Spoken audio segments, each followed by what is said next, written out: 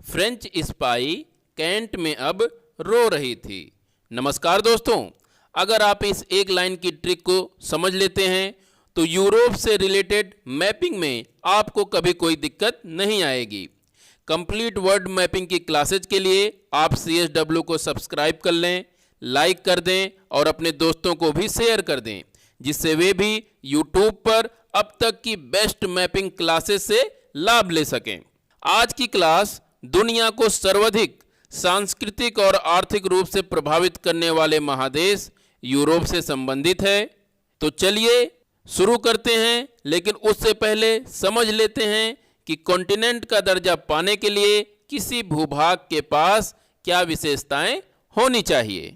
किसी भी क्षेत्र को महाद्वीप का दर्जा अगर प्राप्त करना है, उसके लिए उसकी स्पष्ट सीमा रेखा होनी चाहिए, वेल मार्क्ड बाउंड्री होनी चाहिए और उसके साथ ही साथ उसका जो एरिया होना चाहिए मिनिमम 10 लाख किलोमीटर स्क्वायर होना चाहिए। मिनिमम इतना एरिया होना चाहिए, तभी हम किसी भूभाग को कॉन्टिनेंट का दर्जा देंगे। ये आप देख रहे हैं, ये यूरोप का भौतिक मैप है, फिजिकल मैप है, और इस भौतिक मैप में, फिजिकल मैप में यूरोप 10 लाख स्क्वायर किलोमीटर का जो एरिया होना चाहिए उस क्राइटेरिया पर आता है, उससे बहुत ज्यादा इसका एरिया है। उसके साथ ही साथ इसकी एक वेल मार्क्ड बाउंड्री भी है। साउथ ईस्ट में कैस्पियन सी और ब्लैक सी इसे एशिया महाद्वीप से अलग करते हैं।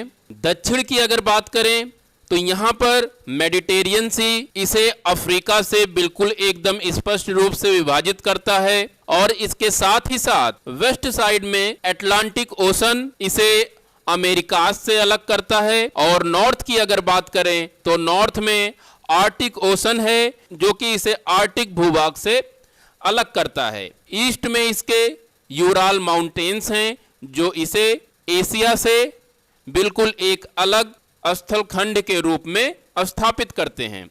तो इस प्रकार यूरोप में महाद्वीप होने के सभी गुण विद्यमान हैं।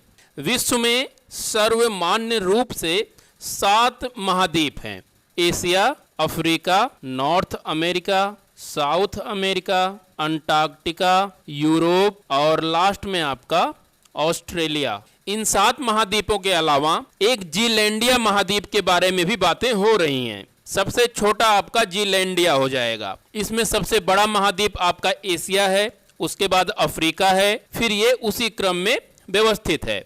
यहाँ पर कभी कंफ्यूजन ना हो, इसके लिए आप लोग याद रखिए, एशिया अफ्रीका अक्सर सभी को याद रहता है, लेकिन नॉर्थ अमेरिका और साउथ अमेरिका के केस में अक्सर लोग कंफ्यूज रहते हैं। उसके लिए आप लोग याद रखिए नासा। जी हाँ, वही नासा जो अमेरिका की स्पेस एजेंसी है।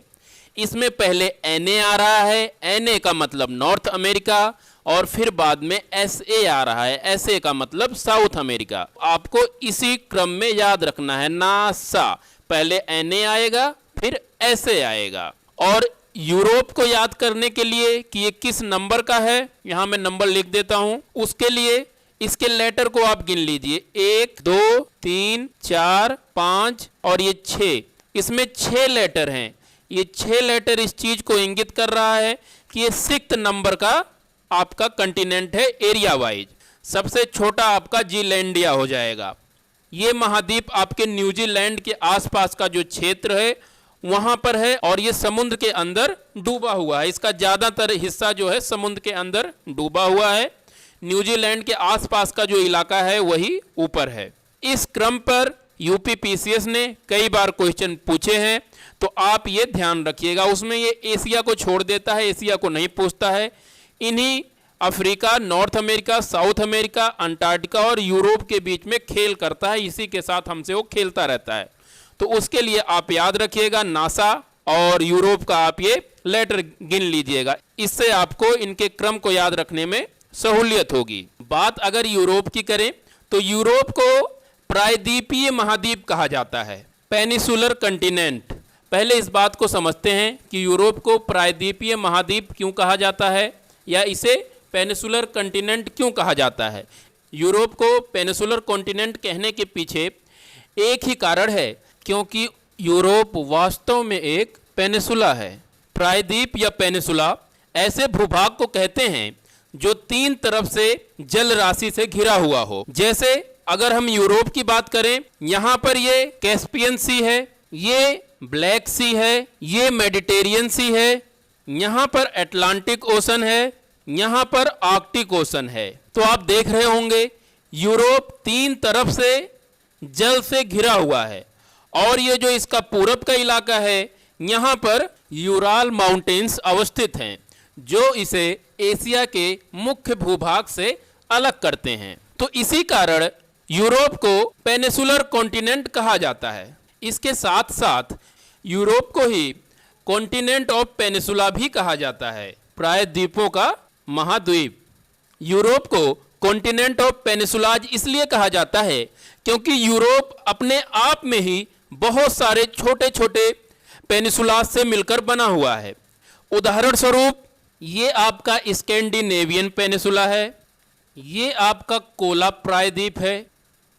आप इन सभी में देख रहे हैं ये सभी भूभाग तीन तरफ से सागर से घिरे हुए हैं। चाहे स्कैंडिनेवियन भी ले लीजिए, यहाँ पर भी ये आपके तीन तरफ से सागर है और एक तरफ से आपका भूभाग है।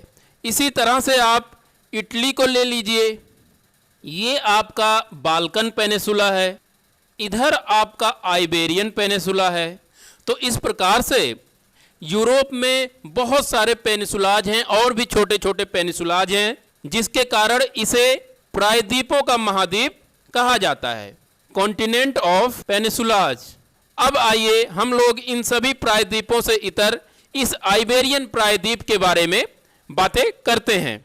यूरोप के इस पॉलिटिकल मैप में ये वाला जो पोर्शन आप देख रहे हैं, इस वाले पोर्शन को कहा जाता है आइबेरियन पेनिसुला। और इस आइबेरियन पेनिसुला में अवस्थित जो देश हैं उसे आप एक वर्ड के जरिए याद रख सकते हैं, गैप्स, GAPS, गैप्स। गैप्स के जरिए आप आइबेरियन पेनिसुला में अवस्थित पॉलिटिकल एंटिटीज के बारे में जान सकते हैं कि कौन कौन से देश और क्षेत्र आइबेरियन पेनिसुला में अवस्थित हैं। जी से अगर बात करें तो आपका हो जाएगा जिब्राल्टर, ये आपका यहाँ पे अवस्थित है, यहाँ पे आपका जिब्राल्टर है, एकदम दक्षिणी बिंदु पर जिब्राल्टर अवस्थित है। ए से आपका हो जाएगा अंडोरा, अंडोरा एक देश है, वो यहाँ पे अवस्थित है, बहुत छोटा सा देश है।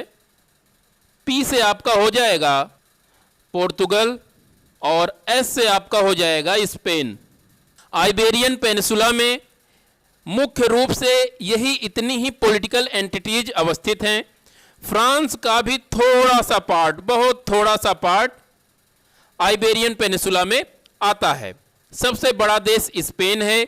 इन देशों की अगर कैपिटल की बात करें तो स्पेन की कैपिटल मैड्रिड है, पोर्तुगल की कैपिटल लिस्बन है, एंडोरा की कैपिटल जो कि आपके एग्जामिनेशंस में नहीं पूछी जाएगी क्योंकि इसकी कैपिटल इसी के नाम से ही है, एंडोरा डी वेल्ला।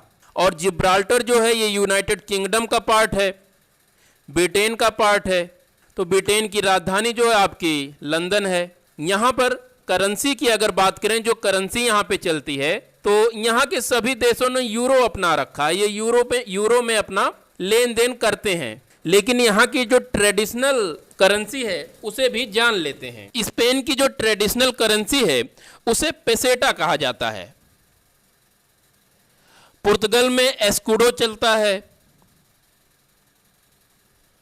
और अगर एंडोरा की बात करें तो एंडोरा में आपका फ्रैंक चलता है।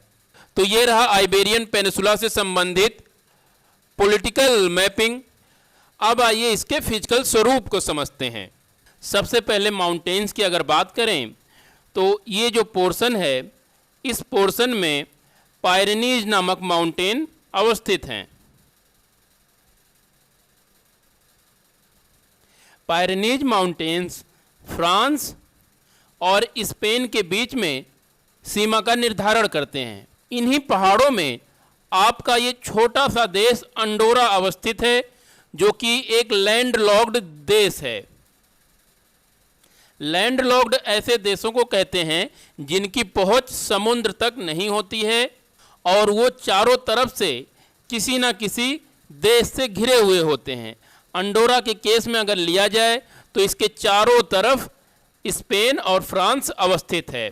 तो पायरेनीज के बारे में आपको केवल इतनी बात याद रखनी है कि ये फ्रांस और स्पेन के बीच सीमा निर्धारित करता है और इसी में ये छोटा सा देश अंडोरा अवस्थित है। इसके बाद अगर बात करें तो आइबेरियन पेनिसुला का ये वाला जो पार्ट है, यहाँ पर भी पहाड़ियाँ अवस्थित हैं। इन पहाड़ियों को कैंटब्रियन माउंटेन्स कहते हैं।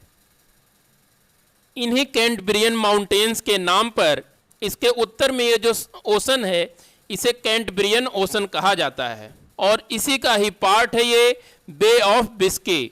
बे ऑफ बिस्की फ्रांस और स्पेन के मध्य अवस्थित है। यहीं पे ही एक चीज और ध्यान रखिए, फ्रांस का एक यहाँ पे शहर है बिलबाओ।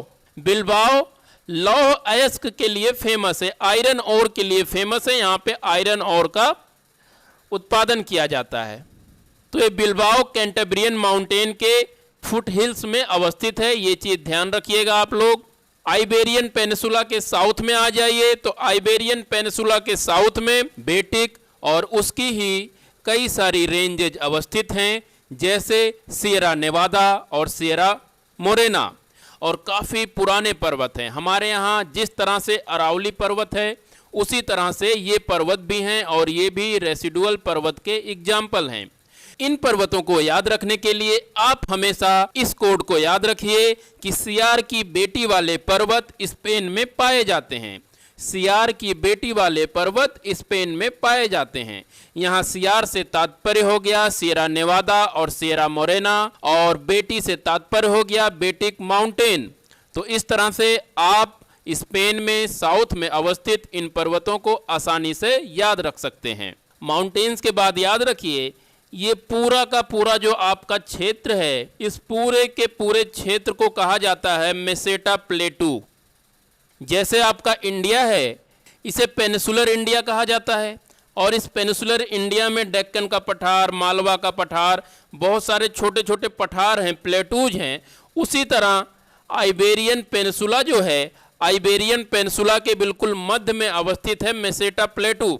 प्लेटू या पठार ऐसे विशिष्ट स्थल के स्वरूप को कहते हैं जो अपने आसपास की जमीन से पर्याप्त ऊंचाई पर हों और जिनका ऊपरी भाग चौड़ा तथा सपाट हो। सामान्य रूप से इनका स्वरूप आप एक मेज की तरह से समझ सकते हैं। स्पेन की राजधानी मैड्रिड जो स्पेन के एकदम बीचों बीच में अवस्थित है वो इसी मेसेटा पठार पर अवस्थित है। अब बात कर लेते हैं आइबेरियन पेनिसुला से निकलने वाली प्रमुख नदियों के बारे में। यहाँ पर पायरेनीज माउंटेन अवस्थित है, यहाँ पे आपके कैंटब्रियन माउंटेन अवस्थित हैं, और ये वाला जो पोर्शन है आपका, ये वाला पोर्शन आपका मेसेटा प्लेटू है। इन्हीं कैंटब्रियन माउंटेन श्रेणी से एक नदी निकलती है जिसका नाम है इब्रो, और पायरेनीज और मेसेटा प्लेटू के मध्य में अपने वैली का निर्माण करती है। और ये आपके जरगोजा, ये मेन शहर है, जरगोजा होते हुए बेलरिक सी में अपने जल को विसर्जित करती है। स्पेन का ही एक पार्ट है बेलरिक आइलैंड। जैसे भारत में अंडमान एंड निकोबार आइलैंड्स हैं और लक्षद्वीप आइलैंड्स हैं, उसी तरह स्पेन के भी आइलैंड्स हैं जो भूमध्य सागर में अवस्थित हैं, उन्हें कहा जाता है बेलरिक आइलैंड्स। उन्हीं बेलरिक आइलैंड्स के नाम पर यहाँ पे एक सागर है जिसका नाम है बेलरिक सागर। यहाँ की दूसरी इम्पोर्टेंट जो नदी है वो है आपकी Duro river. Duro river Meseta प्लेटू से निकलकर ऐसे मुड़ के कुछ देर तक पोर्तुगल और स्पेन के बीच में सीमा बनाती है, और उसके बाद पश्चिम की तरफ प्रवाहित होते हुए अटलांटिक ओशन में अपने जल को विसर्जित कर देती है। ये आपका अटलांटिक ओशन है। इस नदी से संबंधित आपको 3-4 फैक्ट याद रखना है कि ये स्पेन और पुर्तगाल के बीच में सीमा बनाती है। ये ट्रांस बाउंड्री रिवर है। ट्रांस बाउंड्री रिवर ऐसे नदियों को कहते हैं जो एक देश से दूसरे देश में प्रवाहित होती है, यानी मिनिमम 2 देशों में प्रवाहित होती हैं। और इस नदी पर मिरांडा नामक डैम अवस्थित है। ये पुर्तगाल में अवस्थित है। मिरांडा को आप मिरिंडा से अपने दिमाग में याद रख सकते हैं। इस नदी के मुहाने पर यहाँ पर एक शहर अवस्थित है जो कि पुर्तगाल का उत्तर का एक बहुत ही प्रमुख शहर है। इसका नाम है पोर्टो। पोर्टो शहर अपने वाइन उद्योग के लिए फेमस है। यहाँ से वाइन का निर्यात किया जाता है। पोर्टो शहर के वाइन इंडस्ट्री के लिए अंगूरों का उत्पादन ड्यूरो नदी की घाटी में ही किया जाता है। ड्यूरो नदी की घाटी में आपको बहुत सारे वाइनयार्ड्स देखने को मिलेंगे। पुर्तगाल वाले इलाके में, ये जो पुर्तगाल वाला इलाका है, इस इलाके में अंगूरों की खेती की जाती है। तो इस नदी की ये जो घाटी है ये वाइन यार्ड्स के लिए अपने जानी जाती है। ड्यूरो नदी के घाटी में पैदा होने वाले इन अंगूरों से बनी हुई शराब को पोर्ट वाइन कहा जाता है। ये वाइन अपने रेड कलर के लिए काफ़ी फेमस है। तो इस नदी से संबंधित इतनी बातें आपको याद रखनी है। यहाँ की तीसरी नदी जो हमारे लिए इम्पोर्टेंट है वो भी मेसेटा प्लेटू से ही निकलती है। ये जो आप मैड्रिड देख रहे हैं, स्पेन की राजधानी, इसके दक्षिण से, इसके कुछ दक्षिण से होते हुए एक नदी निकलती है। इस नदी का नाम है टैगस। इस नदी के विषय में जो खास बात हमें याद रखनी है वो ये है कि ये भी एक ट्रांसबाउंड्री नदी है और इसके मुहाने पर पुर्तगाल की राजधानी लिस्बन अवस्थित है। लिस्बन एक पोर्ट भी है और यहाँ से ड्यूरो नदी की घाटी में जो वाइन उत्पन्न होता है उसका यहाँ से निर्यात किया जाता है। इसके साथ साथ लिस्बन आपके ऊल के लिए भी जाना जाता है। और यहाँ पे आप ये ध्यान दीजिएगा कि जो मैड्रिड है, मैड्रिड टैगस नदी पर नहीं अवस्थित है। इसी की एक सब ट्रांसब्यूटरी रिवर है जिसका नाम है मंजानरेस। इस रिवर के किनारे पर आपका मैड्रिड शहर अवस्थित है। ये विशेष रूप से आप लोग ध्यान दीजिएगा। इसके साथ ही साथ एक नदी का नाम और याद रखिए जो स्पेन और पुर्तगाल के बीच सीमा निर्धारित करती है। उस नदी का नाम है गुआडियाना नदी। ये नदी भी, ये जो आप सारा पोर्शन देख रहे हैं, इस पूरे पोर्शन में ये नदी सीमा निर्धारित करती है स्पेन और पुर्तगाल के बीच में। तो ये 4 नदियां हैं यहाँ की। ये 4 नदियों के बारे में आपको याद रखना है। इस पूरे इलाके से, इस स्थान के बारे में याद रखना है। सिवले फ्रांस में है। यूरोप का सबसे ज़्यादा टेम्परेचर सिवले में रिकॉर्ड किया गया है। आइबेरियन प्रायद्वीप के चारों तरफ एक बार चक्कर लगा लेते हैं कि इसके चारों तरफ कौन कौन सी एंटिटी हैं। हम लोग शुरू यहाँ से करते हैं।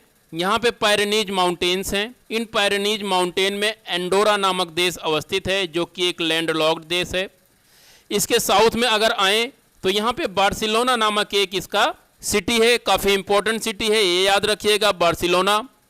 इसके दक्षिण में ये बेलेरिक सी है जिनका नामकरण ब्लेरिक आइलैंड्स के नाम पर किया गया है। ये बेलेरिक आइलैंड्स भूमध्य सागर में अवस्थित हैं और स्पेन के पार्ट्स हैं। जैसे हमारे यहाँ अंडमान एंड निकोबार है, उसी तरह से यहाँ पे बेलेरिक आइलैंड्स हैं। बेलेरिक आइलैंड से और आगे चलेंगे तो इस पोर्शन पे यहाँ पे एक बहुत ही फेमस शहर है, उसका नाम है कार्टाजीना। ये याद रखना है, कार्टाजीना जलवायु परिवर्तन से संबंधित कई बार यहाँ पे कॉन्फ्रेंसेज हो चुकी हैं। उसके और आगे चलेंगे, मेडिटेरियन सी का ही एक पार्ट है एल्बोरान सी। एल्बोरान सी का नाम एल्बोरान आइलैंड्स के नाम पे किया गया है। यहाँ पे एल्बोरान आइलैंड्स हैं। एल्बोरान सी से आगे चलेंगे तो यहाँ पे आपका स्टेट ऑफ जिब्राल्टर पड़ जाता है। स्टेट ऑफ जिब्राल्टर स्पेन को और मोरक्को को अलग करता है, डिवाइड करता है।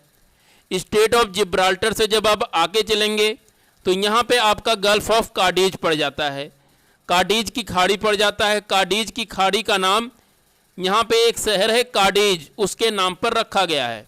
काडीज जो है आपके कॉर्क उद्योग के लिए फेमस है, कॉर्क इंडस्ट्री के लिए फेमस है। तो यहाँ पे ध्यान दीजिएगा, स्टेट ऑफ जिब्राल्टर जो है अल्बोरान सी को गल्फ ऑफ काडीज से मिलाती है। आप बड़े रूप में इसे ये भी कह सकते हैं कि स्टेट ऑफ जिब्राल्टर मेडिटेरियन सी को और नॉर्थ अटलांटिक सी को आपस में जोड़ती है। गौरतलब है, स्ट्रेट ऐसे जलराशि को कहते हैं जो काफ़ी उथला होता है और 2 बड़ी बड़ी जलराशियों को आपस में जोड़ता है और 2 बड़े बड़े भूभागों को आपस में अलग करता है। जैसे यहाँ पे अगर आप केस देखेंगे तो स्टेट ऑफ जिब्राल्टर जो है वो स्पेन को यानी आइबेरियन पेनिसुला को अलग कर रहा है अफ्रीका से, और जोड़ किन किन को रहा है, अटलांटिक महासागर को और मेडिटेरियन सी को जोड़ रहा है।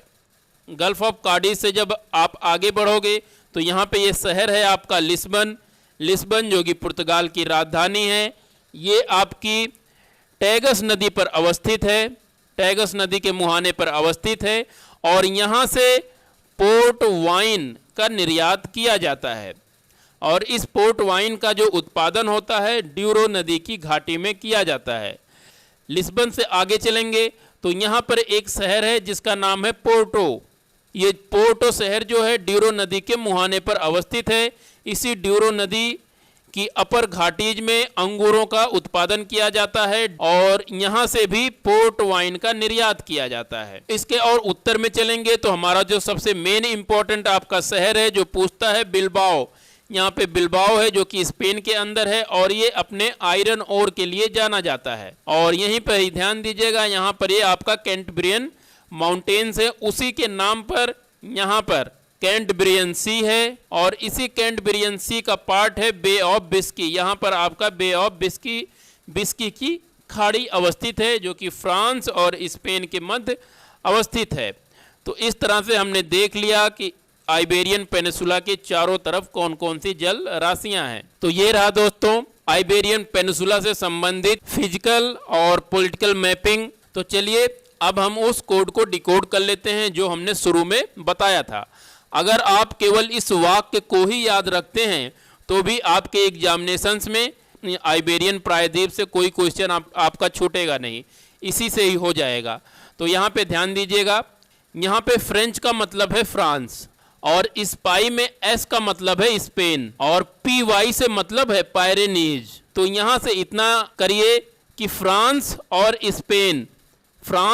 स्पेन के बीच में पायरेनीज माउंटेन्स जो हैं वो सीमा का निर्धारण करते हैं।